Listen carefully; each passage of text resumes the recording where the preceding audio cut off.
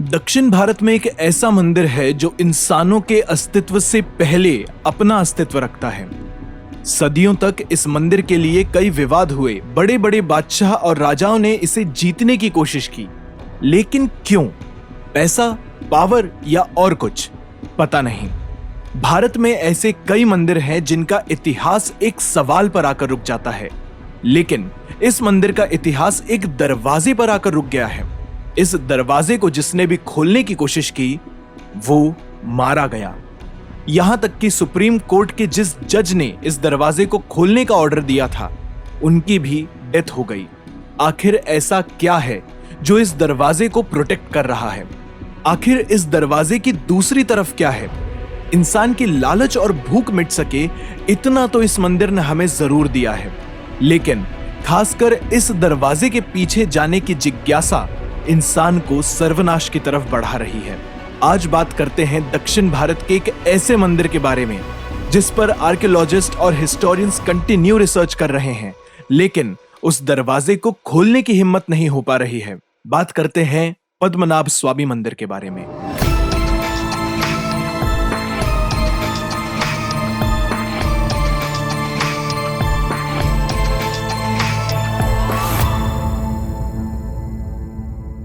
विष्णु भगवान का पद्मनाभ स्वामी मंदिर बहुत खूबसूरत है। हिंदू वेद और पुराणों के हिसाब से जब इंसान ने धरती पर कदम भी नहीं रखा था, यह मंदिर तब से मौजूद है। आज ये पद्मनाभ स्वामी मंदिर जैसा दिखता है वैसा नहीं था। इसे 18th सेंचुरी में त्रावणकोर के राजा ने रिबिल्ड करवाया, और जो स्ट्रक्चर मंदिर का हम देखते हैं वो उन्होंने दिया है। इस मंदिर के रिचुअल्स और प्रैक्टिसेस को संभालना कोई आसान काम नहीं है। इसलिए आजादी के बाद जब इंडियन गवर्नमेंट ऑलमोस्ट सारे मंदिरों का पोजीशन ले चुकी थी, उन्होंने इस मंदिर का पोजीशन नहीं लिया। उन्होंने राजा मार्तंड को पद्मनाभ स्वामी मंदिर संभालने के लिए दे दिया, और आज भी उन्हीं की फैमिली ट्रस्ट इस मंदिर को संभालती है। त्रावणकोर के राजा को जब ये लगा कि उनका राज्य खतरे में जा रहा है और भविष्य में उसे रिबिल्ड करने की जरूरत पड़ सकती है, तब राजा ने इस मंदिर के तहखानों में बहुत सारा गोल्ड छुपा कर रख दिया। इन तहखानों के दरवाजों को खोलना कोई आसान काम नहीं था। इनका अनलॉक पैटर्न बहुत ही डिफिकल्ट था।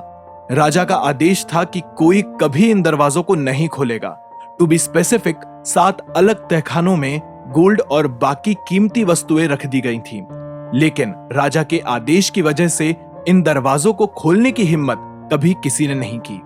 रिसर्च और फाइंडिंग्स के लिए 2011 में सुप्रीम कोर्ट ने स्टेट गवर्नमेंट को यह ऑर्डर दिया कि आर्कियोलॉजिस्ट और हिस्टोरियंस की मदद से इन दरवाजों को खोला जाए।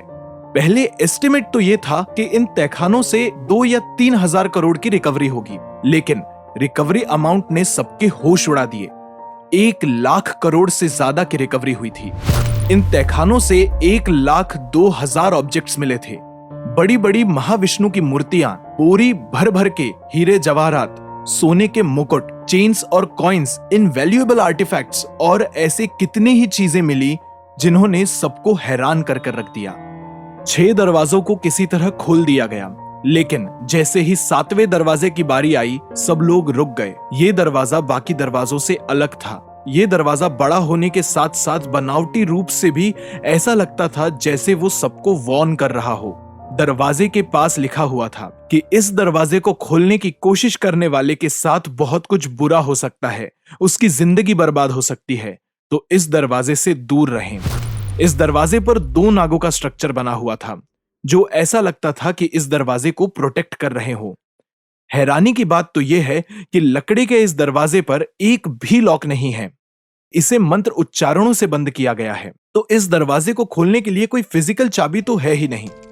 6 दरवाजों को खोलने पर इतना सोना और पैसा मिला था, तो 7वें दरवाजे को खोलने पर क्या कुछ नहीं मिल सकता? ये क्यूरियोसिटी ने लोगों को अपनी जान गंवाने तक पर मजबूर कर दिया। जिन लोगों ने इस दरवाजे को खोलने की कोशिश की, वो मर गए।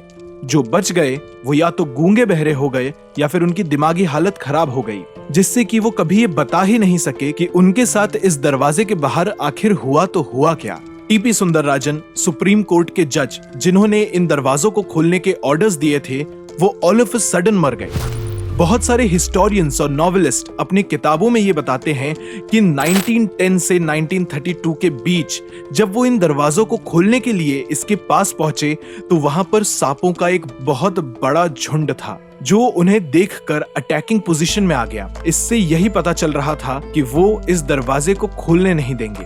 नागपाश मंत्रों से दरवाजे को बंद किया गया था और कहा जाता है कि ये दरवाजा सिर्फ गरुड़ मंत्रों से खुलेगा। लेकिन अभी तक ऐसा कोई नहीं है जो गरुड़ मंत्र बिना कटाक्ष के पढ़ सके। कहीं ना कहीं पढ़ते हुए गलती हो ही जाती है और इस विधि के दौरान गलती की कोई गुंजाइश भी नहीं है, क्योंकि छोटी सी भी गलती सर्वनाश का कारण बन सकती है और ये भी बस एक अनुमान है। साधु और विद्वानों का ये कहना है कि इस दरवाजे के पीछे जहां तक शेष नाग हैं, जो कल्कि अवतार के साथ एक बहुत अहम भूमिका निभाएंगे। लेकिन इस दरवाजे के पीछे कुछ भी हो सकता है। हमें ये नहीं भूलना चाहिए कि इस मंदिर को रिस्ट्रक्चर एक इंसान ने ही करवाया था। हो सकता है कि इसके पीछे उतना ही सोना हो या फिर कोई ऐसा ज्ञान हो जो त्रावणकोर के राजा किसी को बताना नहीं चाहते थे। कहते हैं ये दरवाजा जहां तक किसी और दुनिया में भी लेकर जा सकता है।